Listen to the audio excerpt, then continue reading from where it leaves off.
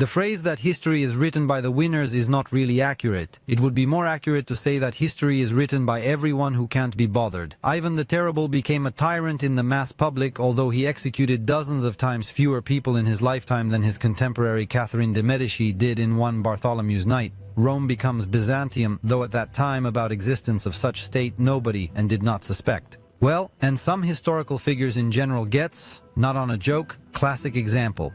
Xerxes, the ruler of the Persian Empire, terror of nations, conqueror of Greece, murderer of gods. There's a lot of epithets about poor Xerxes. In many ways, of course, thanks to the movie 300 Spartans, after watching which, the viewer associates the Persians with universal evil. But who were they really? And who was Xerxes himself? A 3-meter-tall demigod? A tyrant? Or just a man of his time who had no luck with textbooks? To understand the issue, let us briefly go through the history of the Persian Empire, which Xerxes ruled. Here will happen the first confusion, because 99% of modern textbooks are based exclusively on Greek and biblical sources. Given with whom the Persians fought, it is not hard to guess what image in the books they created them.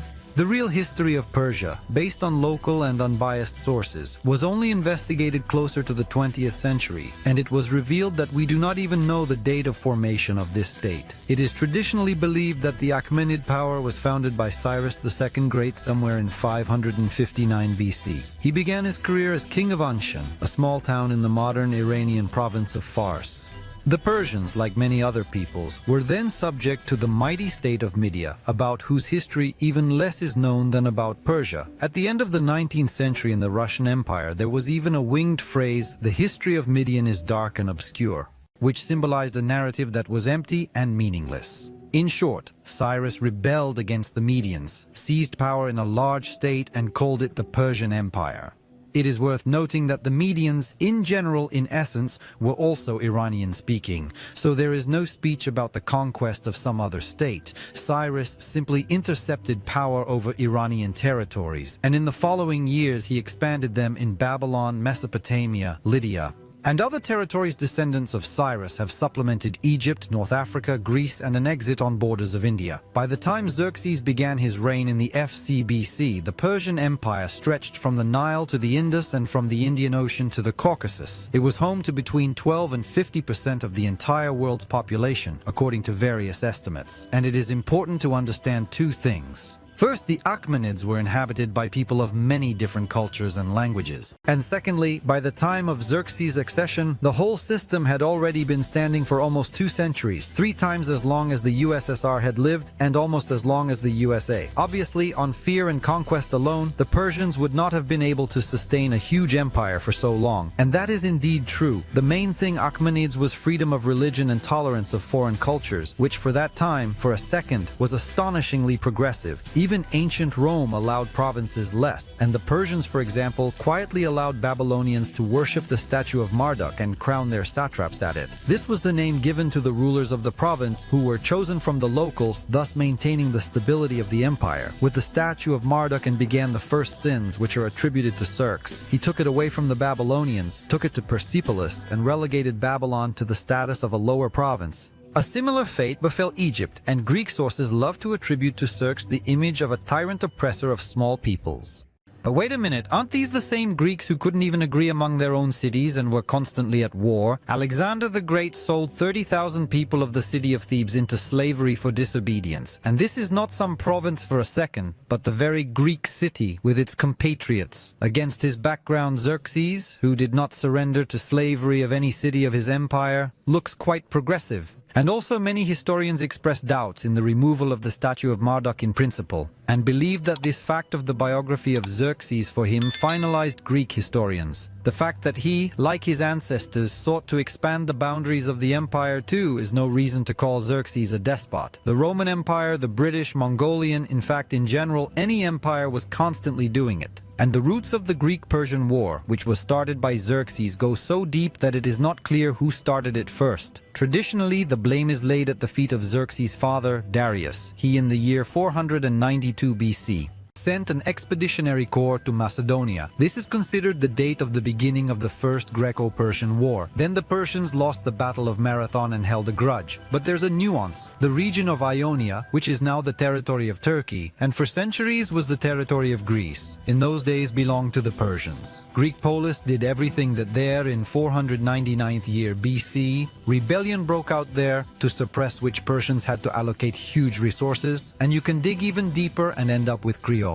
He was the last ruler of independent Ionia, and in the middle of the 6th century BC robbed both the cities of the Greeks and the cities of the Persians. Eventually to the Persians, Krios began to lose and made a treaty with the Spartans, which resulted in a raid on Persia. So in a sense, even Darius started the campaign as revenge for the earlier raids by the Greeks. In general, all that can be said specifically about Xerxes is that the Second Greco-Persian War was not his personal conflict. He was, as any emperor should be, ambitiously trying to put an end to a long-running history, and in this context he differs little from some Octavian Trojan or King Leonidas. Xerxes' problem is that Herodotus and other quoted Greek historians elevated the Second Greco-Persian War to mythical status. Herodotus generally wrote that the future of Greek civilization depended on its outcome. The subsequent victory of the Greeks reinforced this myth. But it is worth recalling that any unified Greek civilization at the time of Xerxes' campaign and did not smell. Sparta hated Athens, and Athens had just recently been at war with Aegina. But Athens, Argos, and Thessaly, even before the campaign began 480 BC, declared their support for the Persians. Strictly speaking, even in Athens there were influential pro-Persian factions, and few contemporaries truly believed in the peculiarity and epicness of the future conflict. In those days, such squabbles between powers with 1,000 traitors and variables were commonplace. Then, as I'm sure you know, there was Thermopylae. Of course, there was no 3-meter-high Xerxes in the battle, as in the movie. True, the Persians really lost the battle, but Athens was subsequently defeated, and for the subsequent looting of the city, only lazy historian did not accuse Xerxes in all mortal sins. This moment, and do not want to comment on it, Alexander the Great destroyed Thebes to the ground.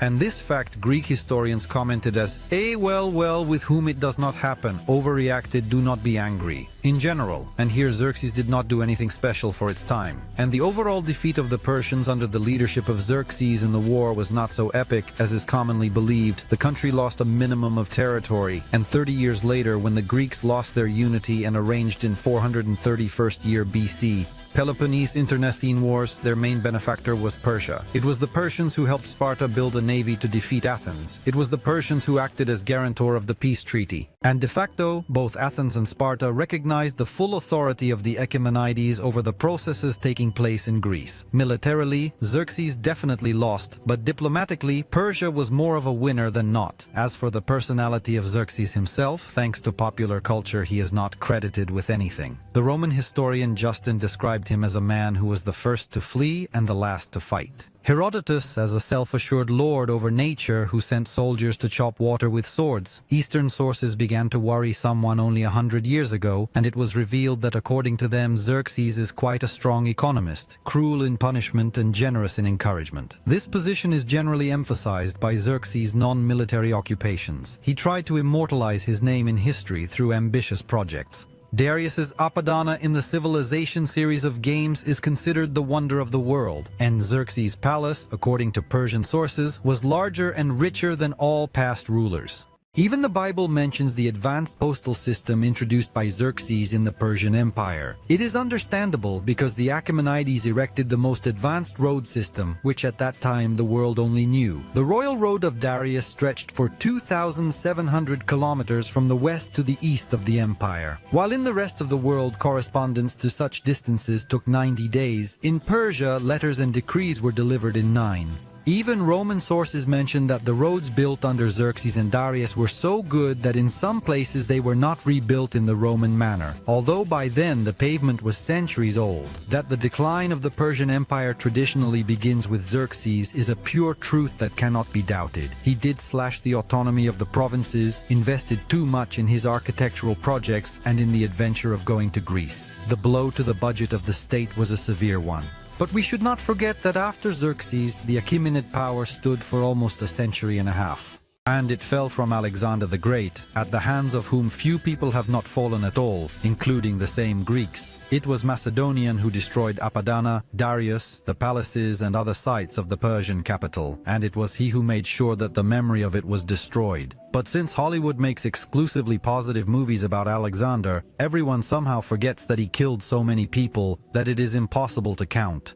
Xerxes in movies is usually a villain, but few people decide to delve into history. Its study will show that he was the most ordinary ruler of his time. Nothing of what Xerxes did is not out of the actions of the rulers of Greece, Egypt or Rome. About this, by the way, wanted to make a movie or prequel series 300 Spartans. But beyond the comic book this year by Frank Miller, the case did not go. And that's probably all we've got. If you have any suggestions for the next videos, leave them in the comments, and see you again, friends.